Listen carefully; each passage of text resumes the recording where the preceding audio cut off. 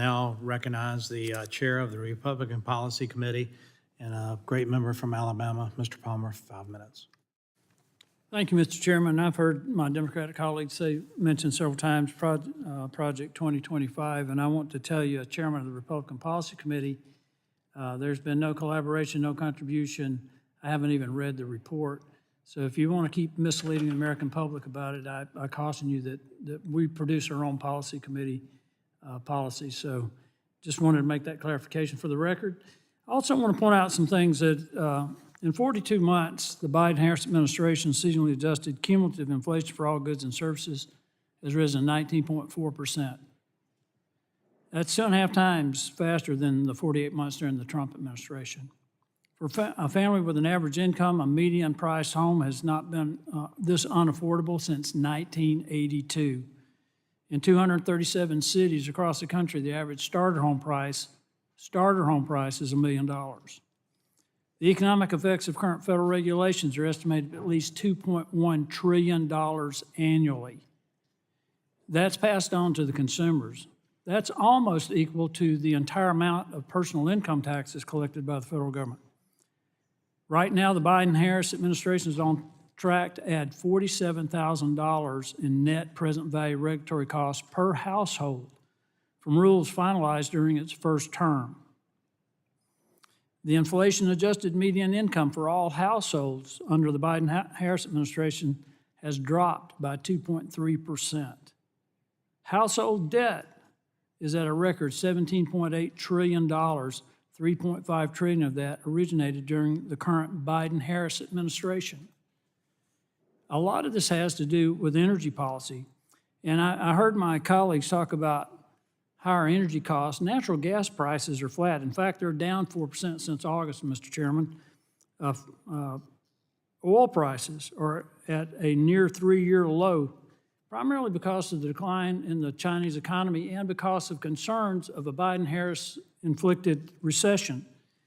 So what's keeping energy costs up? What's keeping household utility prices higher is the federal government, the Biden-Harris administration, forcing energy companies to shift to renewables and the added regulations that are being laid on top of people.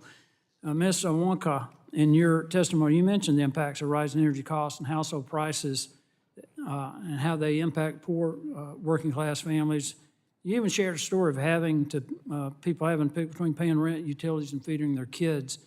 I just wanted to lay out these numbers for you. And Mr. Chairman, a picture's worth 1,000 words.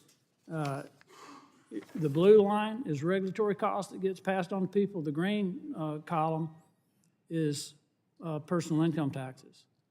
If you want to look at regulatory costs per household, the red line, it went down almost $11,000 under President Trump. It went up $47,000 under Biden-Harris. I think, that's a $58,000 differential right there. Would you like to comment on how this is impacting people in their daily lives, Ms. Awanka? Thank you, sir. Absolutely. I think it's undermining the household financial situation. Not only are Americans still contending with high costs, groceries, energy, utilities, but they're also dealing with high borrowing costs because interest rates are much higher, which means your credit card debt, your mortgage payments, your car notes are much more expensive.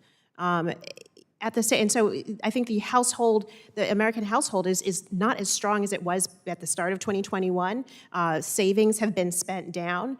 As we talked about, credit card debt is at a record high right now.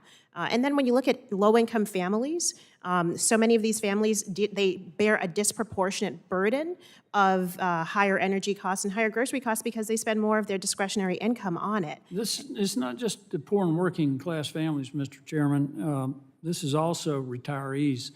Since the beginning of the Biden-Harris administration, retirement market assets, including annuities, defined benefit plans, defined contribution plans, IRAs, 401ks, things like that, adjusted for inflation, have actually gone down 6.6%. What we've gone through in the last 4 years is a tsunami of increased cost, inflation, that will continue over the next 4 years if these policies are perpetuated and carried forward. I think the American public needs to know how this is going to impact them. It's going to impact farmers too. Ms. Pryor would love to have had a discussion about that. I grew up on a farm in a small town in northwest Alabama, but I know what it's doing to them. They want to eliminate hydrocarbon fuel. They want to eliminate natural gas. They won't say it now, but that's what they want to do. That's 80% of the cost of ammonium nitrate fertilizer. That's what feeds the world, Mr. Chairman. I yield back. Gentleman yields back. I now go to Ms.